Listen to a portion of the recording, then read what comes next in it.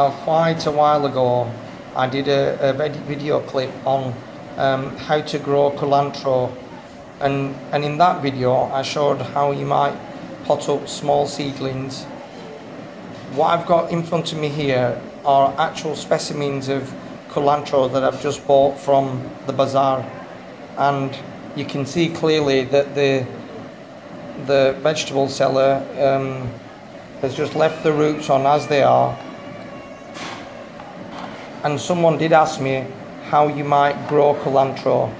I have actually found seed packets, having visited an Asian seed store, so you can get culantro seeds. But an easy way of propagating it is if you can find actual culantro with roots still attached.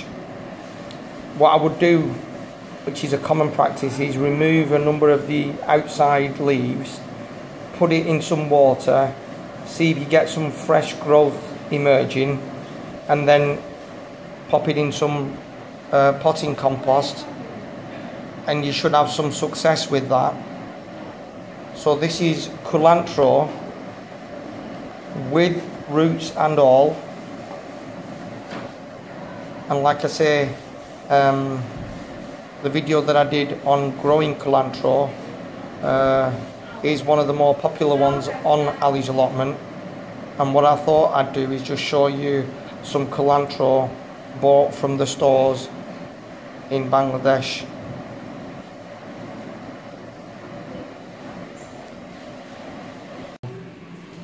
So this is the sawtooth coriander or culantro.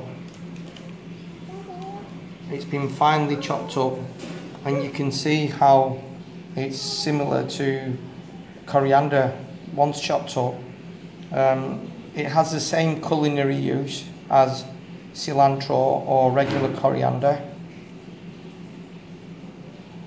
and obviously you're not getting this on the camera, but the aroma is really intense.